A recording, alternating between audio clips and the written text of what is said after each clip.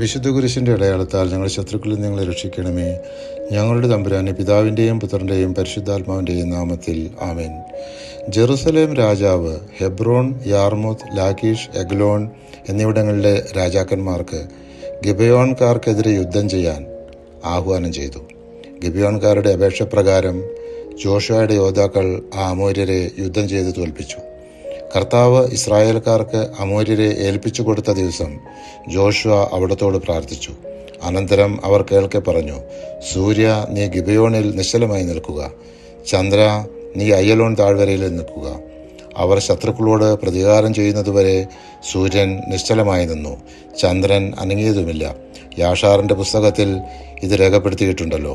അങ്ങനെ ആകാശമധ്യേ ഒരു ദിവസം മുഴുവനും സൂര്യൻ അസ്തമിക്കാതെ നിന്നു.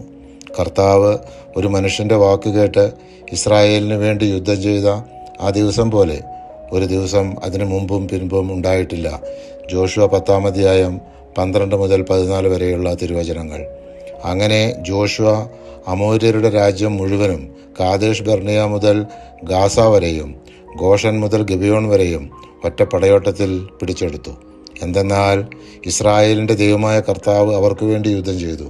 അതിനുശേഷം ജോഷുവയും ഇസ്രായേൽ ജനവും ഗിൽഗാലിൽ തങ്ങളുടെ പാളയത്തിലേക്ക് തിരിച്ചു പോന്നു. ജോഷുവ 10-ാം അധ്യായം 42 മുതൽ 43 വരെയുള്ള തിരുവചനങ്ങൾ.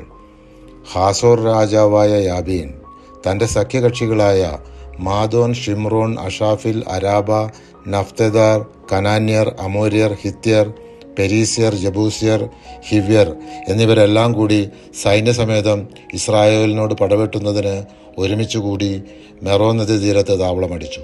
കർത്താവ് ജോഷുവയോട് അരുളി ചെയ്തു: അവരെ ഭയപ്പെടേണ്ട. നാളെ ഈ സമയത്ത് അവർ ഇസ്രായേലിൻ്റെ മുമ്പിൽ ഞാൻ കൊന്നു നിരത്തും. നിങ്ങൾ അവരുടെ കുതിരകളുടെ കുതിഞ്ഞെറുമ്പ് വെട്ടുകയും അവരുടെ രഥങ്ങൾ കത്തിക്കുകയും ചെയ്യണം. ജോഷുവ 11-ാം അധ്യായം 6-ാം തിരുവചനം.